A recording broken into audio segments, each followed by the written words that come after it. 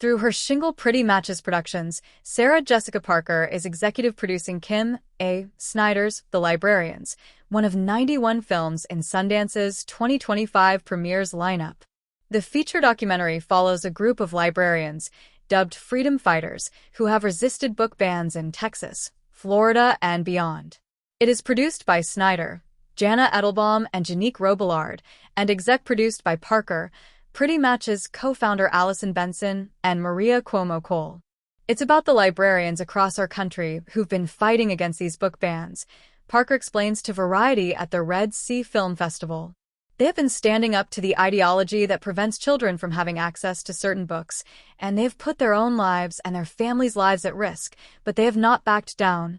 Parker's commitment to the world of books and reading began as a child, and she says that her love of books is one of the key traits that she shares with her most famous on-screen character, Sex and the City's Carrie Bradshaw. That passion inspired Parker to start a book club and her own publishing company.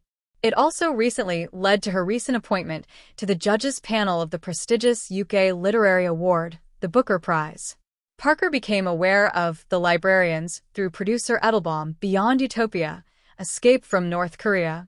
She came to us because she was working on this documentary and they were looking for extra funding to establish a more robust team, and we loved it, Parker says.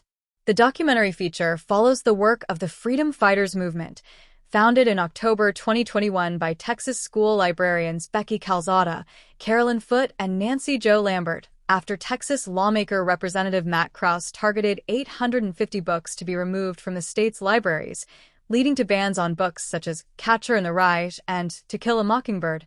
As the book banning momentum expanded nationwide, so did the Freedom Fighters ranks, who organized meetings and created a Twitter/X account with 6,000 followers that published over 13,000 tweets about how books can change lives. The documentary's central character is Amanda Jones, a school librarian in southern Louisiana, who recently wrote That Librarian, The Fight Against Book Banning in America, published in 2024 by Bloomsbury. It's a fantastic book, and we follow her struggles, explains Parker. Snyder previously directed the Peabody Award-winning documentary Newtown, which premiered at Sundance in 2016, Lessons from a School Shooting, Notes from Dunblane, which premiered at Tribeca in 2018, and Us Kids, which was nominated for the 2020 Sundance Grand Jury Prize. Parker has executive produced a wide array of projects through Pretty Matches Productions, including the Sex and the City spin-off and Just Like That, fiction projects starring Parker such as HBO's Golden Globe-nominated Divorce and Blue Night, and nonfiction projects such as And Just Like That.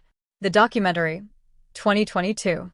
The Shingle is casting a widening net as it seeks out new projects. Parker and Benson were executive producers, together with Bart Muter and Jay Ruderman, on Miriam Gutman's Front Row, produced by Leah Fells and Isidore Robers.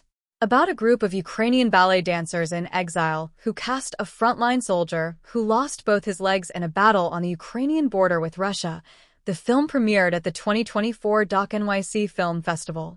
I have a particular interest in ballet since I serve on the board of the New York City Ballet, and I was a ballet dancer, Parker says. I was watching the news when I came upon the story of the Ukrainian dancers who had been forced to leave their homes and formed this dance company in the Netherlands.